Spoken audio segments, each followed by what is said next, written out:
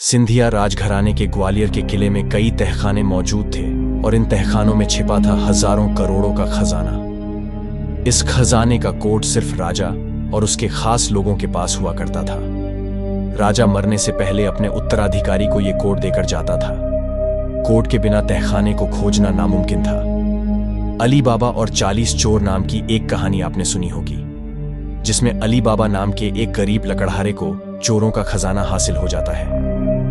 कहानी में एक खुफिया खजाना था, जिसके दरवाजों को खोलने के लिए एक पासवर्ड बोलना पड़ता था।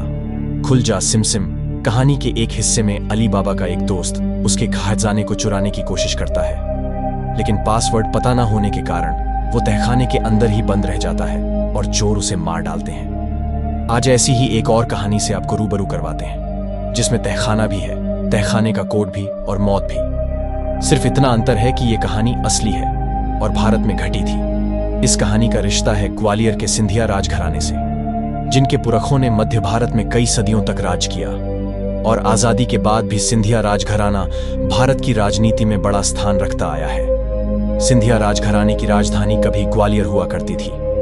ग्वालियर के इस किले में बनी थी तहखानों की एक भूल भुलैया। इन तहखानों में छिपा के रखा जाता था हजारों करोड़ों का खजाना, जिसकी खास बात यह थी कि इस खजाने का कोड, या जिसे बीजक कहते थे, वो सिर्फ राजा और उसके खास लोगों के पास हुआ करता था।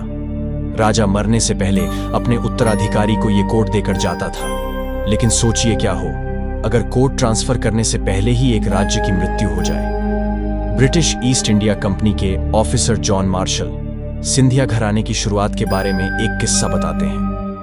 18वीं शताब्दी के शुरुआती सालों की बात है। मराठाओं के पेशवा बाजीराव का एक सेवक हुआ करता था। नाम था राणोजी सिंधिया।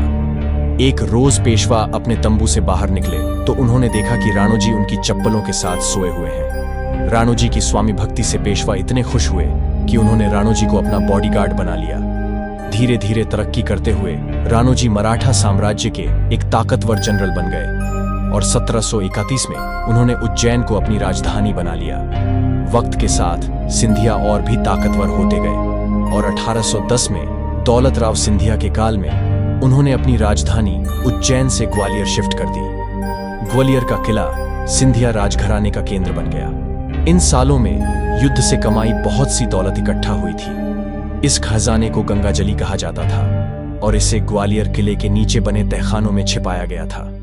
इन खुफिया तहखानों को खोलने के लिए एक कोड, या जिसे बीजक कहा जाता था, उसकी जरूरत होती थी, जो सिर्फ महाराजा और उनके कुछ खास लोगों के पास होता था। खुफिया तहखाने में था हजारों करोड़ों का खजाना। साल 1843 में जब जयाजीराव सिंधिया ग्वालियर की सत्ता पर काबिज हुए, खजाने का कोड उन्हें मिला। कोड के बिना तहखाने को खोजना लगभग नामुमकिन था। इसलिए जब 1857 की क्रांति में रानी लक्ष्मीबाई ने ग्वालियर पर कब्जा किया, वो भी खजाने का कुछ पता नहीं लगा पाई। इस दौरान जयाजीराव को ग्वालियर छोड़ना पड़ा था। जब क्रांति का खात्मा हुआ तो अंग्रेजों ने ग्वालियर किले को अपने कब्जे में ले लिया। 1895 में जेम्स फोर्ब्स मिचल नाम के एक ब्रिटिश आर्मी अफसर ने हिडन ट्रेजर इन इंडियाज नाम का एक आर्टिकल लिखा था। इसमें मिचल लिखता है कि 1857 से 1886 तक ग्वालियर किला अंग्रेजों के कब्जे में रहा। इस दौरान जयाजीराव किले में जाने के लिए बड़े बेचैन रहते थे। बड़ी कोशिशों के बाद 1886 में किला वापस उन्हें मिल पाया था और इन सालों में उन्हें पैसों को लेकर काफी दिक्कत उठानी पड़ी थी। इसके अलावा मिचल एक और किस्सा बताता है जो उसे लाला मथुरा प्रसाद ने सुनाया था। लाला मथुरा प्रसाद तब उत्तरी भारत के सबसे धनी खजांची थे। किस्सा कुछ यूं है कि जब 1886 में जयाजीराव को किले की चाबी वापस मिली, उन्होंने बनारस से कुछ मिस्त्री बुलवाए। काम एकदम खुफिया तरीके से किया जाना था, इसलिए बनारस से निकलते वक्त मिस्त्रियों को भगवान की कसम खिलाई गई। जब वे लोग ग्वालियर पहुंचे, उनकी आंखों में पट्टी बांधकर उन्हें बैलगाड़ी में बिठाकर एक खुफिया तहखाने तक ले जाया गया। तहखाने में रहकर उन्होंने कुछ दिन खुदाई की और खजाने के दरवाजे का पता लगाया। आखिर में जब जयाजीराव को विश्वास हो गया कि खजाना सही सलामत है, मिस्त्रियों को आंख में पट्टी बांधकर उसी तरह वापस भेज दिया गया जैसे लाया गया था। खजाना हासिल तो हो गया, लेकिन उसे देखने के लिए जयाजीराव ज्यादा दिन जिंदा न रहे। उनकी मृत्यु के बाद माधोराव सिंधिया गद्दी पर बैठे। इस दौरान एक बड़ी गलती ये हुई कि महाराजा जयाजीराव माधोराव को खजाने का बीजक या कोड देना भूल गए या किसी कारणवश दे नहीं पाए। ट्रिविया के लिए जान लीजिए, माधोराव सिंधिया राजस्थान की पूर्व मुख्यमंत्री वसुंधरा राजे के दादा थे। कैसे हासिल किया खोया हुआ खजाना?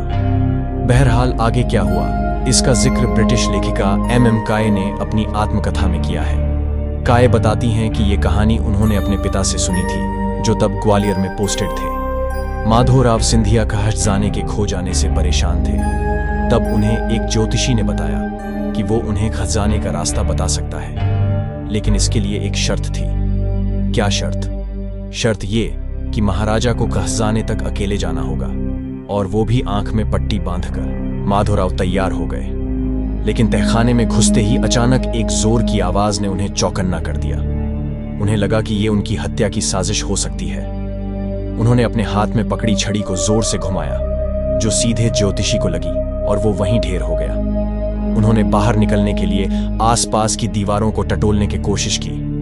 इस बीच उनका हाथ एक खंबे पर पड़ा हाथ लगते ही खंबा अपनी जगह से हिल गया और उसके पीछे मौजूद खजाने का दरवाजा सामने आ गया। इस तरह महाराजा ने अपना खोया खजाना वापस हासिल कर लिया।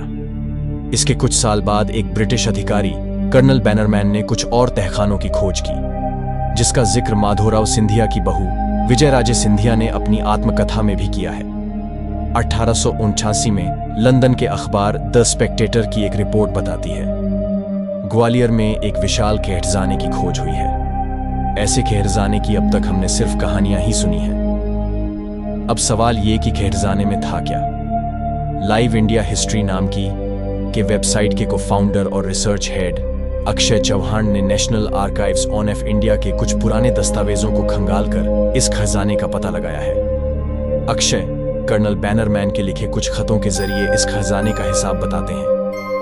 इन खतों के अनुसार ग्वालियर के खजाने में 40 लाख की मुद्राएं, जिनकी तब कीमत 5 करोड़ 64 लाख रही होगी, शामिल थीं। इसके अलावा 14,720 हीरे, 3,707 मोती, 11,000 माणिक और कई हजार जवाहरात भी इस खजाने का हिस्सा थे, जिनकी कीमत करोड़ों में आंकी गई थी। 21वीं सदी के हिसाब से कुल खजाना हजारों करोड़ से कम का नहीं था।